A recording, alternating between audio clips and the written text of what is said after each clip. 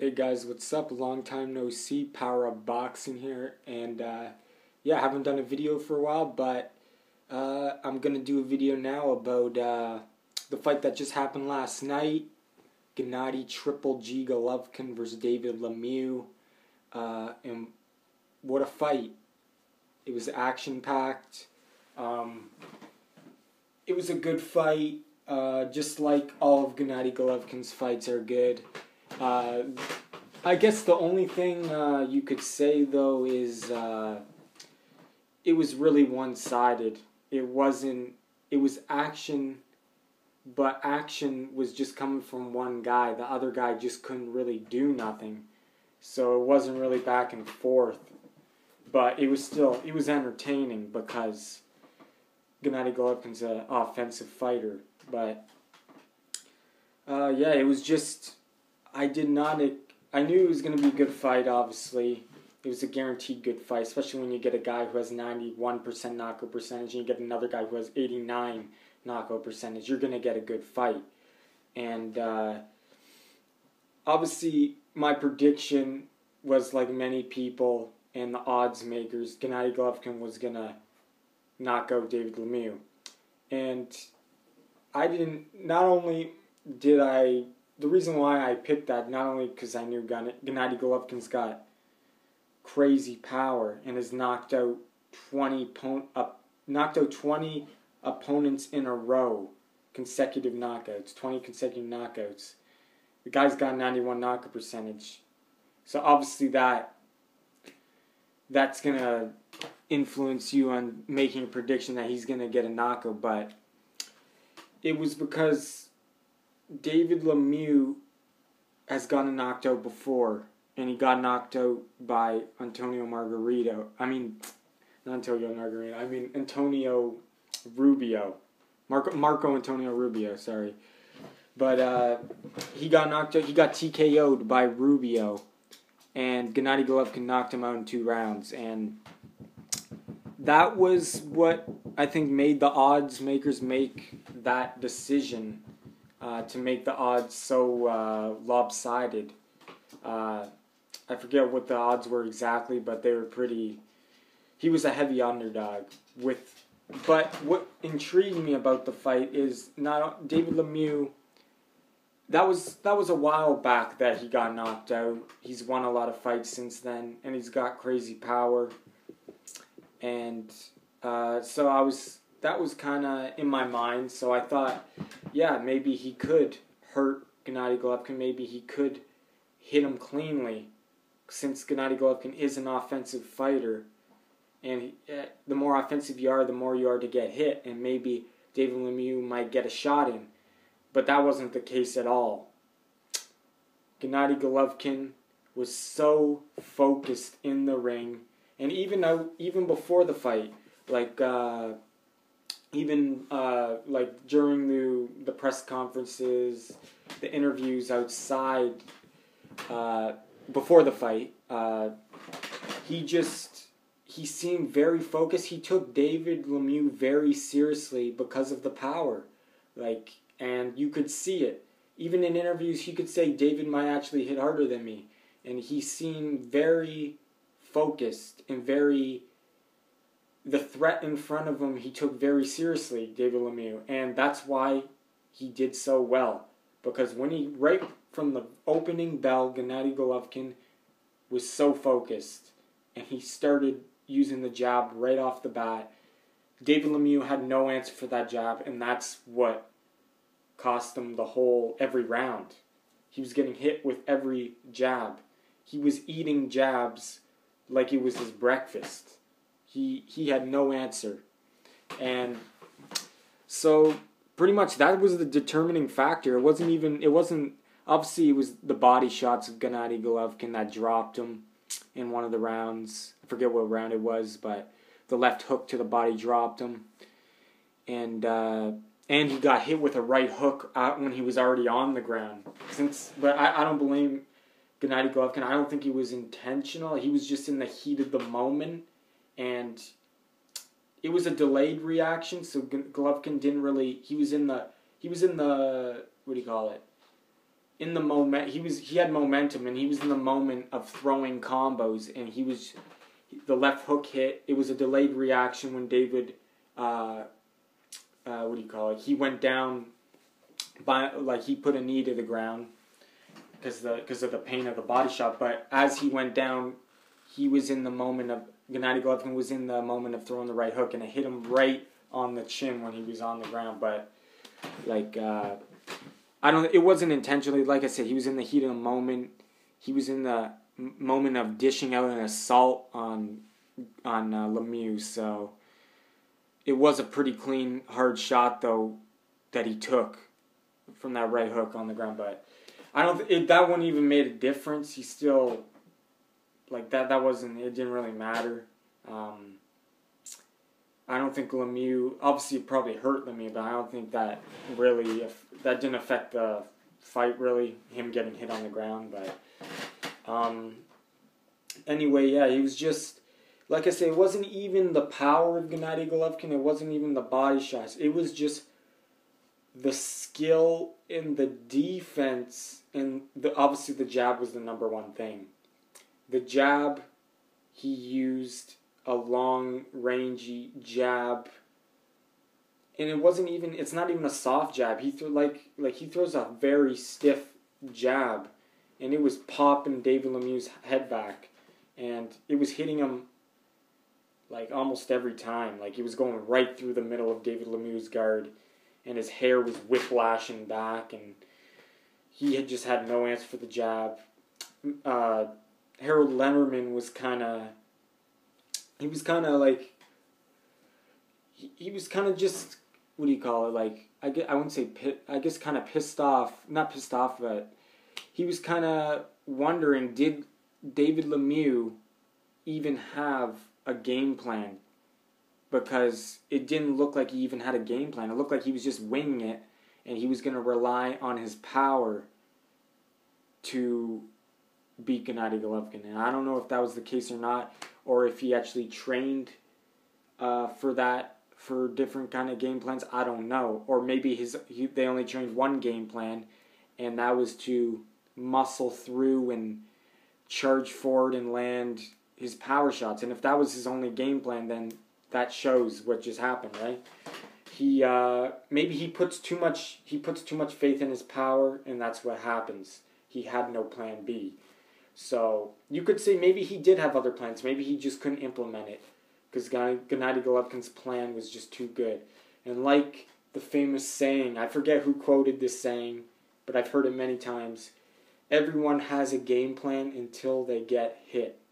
Now, I don't know, I forget who said that, but that could be the case too. But it was a good fight. It was entertaining. I forget what round the ref stopped it in. I think it was round 10 or 8. I forget. But was it premature stoppage? Yeah, he wasn't severely hurt, but you could see he was, the way before the ref stopped it, he was putting his guard down, looking at the ref, he just wanted a break in the action.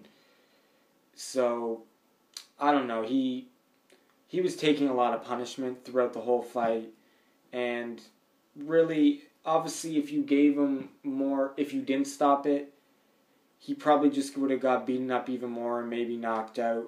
But his chances of landing something big were slim. And I'm not saying he maybe could have, but it would have been a miracle for him to land something big and win the fight. And he was just taking too much punishment for that.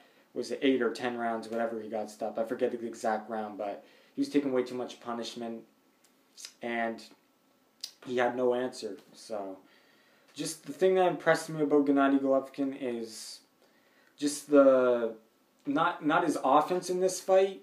It was it's the way he uses his offense. He used it in a very calculated, controlled way.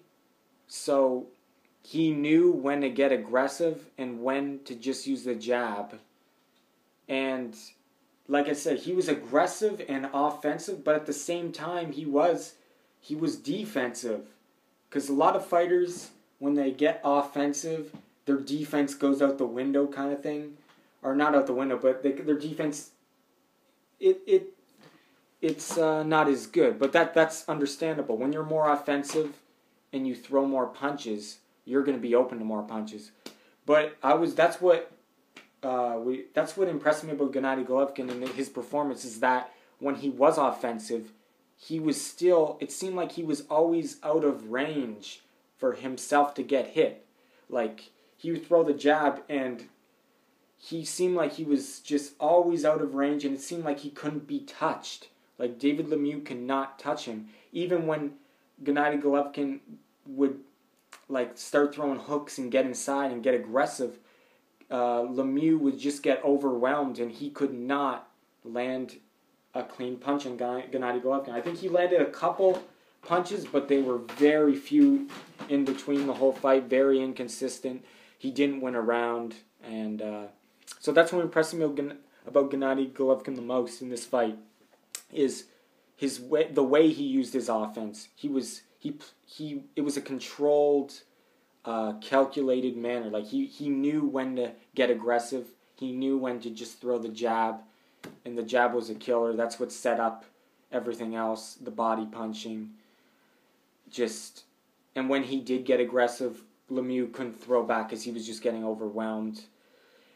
This performance reminds me of Kovalev's performance against Hopkins in a certain way. Just the way Kovalev used his offense. He used it in a smart way, just like Gennady Golovkin did. And the reason why Golovkin fought this good is because he was laser focused in there. Look at his body language and his performance from the very first round when he started, and his jab from the very first round. He had a game plan and he used it to the best he could use it. Like, it was just, he used it to a T, I guess. But yeah, it was just his focus, and it's because he did not overlook David Lemieux. That's the thing. He did not overlook him. He took him very seriously. He took his power very seriously, and the game plan was excellent to diffuse Lemieux's power, and it was Lemieux could not get any power shots off. And like, it's not even like Golovkin was just fully defensive. That's the thing. It wasn't a performance where he diffused his power, but he played it safe. He was offensive at the same time he had like such good defense, and that's what impressed me about Gennady Golovkin. His offense and defense were great. And you could say, yeah, Lemieux, just the skill, obviously, difference was big here, but Lemieux's a dangerous guy, and he did not let Lemieux even win one round. He did not let him land hard shots on him. So, the thing I respect about Lemieux in this fight is he showed heart when he got hit with that body shot. I thought he was done, to be honest. I didn't think he was going to get up, and if he did, I thought he was just going to be knocked out. But the round was winding down. If it was 30 more seconds, he probably would have been knocked out in that round. But he showed heart, and he got up from the body shot when he didn't have to. So respect there. He's got heart. But he just didn't have the skills, or not even the skills. He just didn't have the right game plan at all. Like Harold Lennerman said, it didn't appear like he had a game plan. Like, maybe that was the case. Maybe he only had one plan. Is, like I said, to use his physical power and muscle his way through to land shots. Maybe that was his only game plan. Maybe he did have other game plans, and they just didn't show because Gennady Golovkin just didn't let him use that other game plan. So it was a good fight. One-sided, though. Still a good fight because the offense that Gennady Golovkin was dishing out on Lemieux. There was a knockdown. So it was action-packed, one-sided action-packed fight, and I say it would be good for both audiences. The people who like the more technical fighters, because this was a very good technical performance by Gennady Golovkin, and those people who like to see like fighters just inflict damage on other fighters. like people getting knocked out, dropped. So it was good for both of those kind of people who like to watch those kind of, like, either the knockout, the people who like to see knockouts, or the people who like to see the technical science of boxing. It was good for both of those, in my opinion. So it was just a perfect performance, really, by Gennady Golovkin. David Lemieux showed heart. He just couldn't get off any of his punches. And he wants some rematch, but we'll see. David Lemieux has to climb his way back up the ladder again. He's got to go back to the drawing board and get figure out ways to get around the jab, because he had no answer for the jab. That's all I gotta say. And Gennady Golovkin, no one can beat him at 160. He pretty much is invincible. He needs to either wait around until he gets older for someone to come around to give him a challenge, because right now no one will give him a challenge at 160. Peter Quillen, give me a break, no way. Canelo is really his strongest challenger, to be honest. Like, in my opinion, Canelo is his strongest challenger, and even he will get knocked out in the later rounds. Because he is durable, Canelo, but he will get knocked out in the later rounds. Because he will get TKO'd, probably.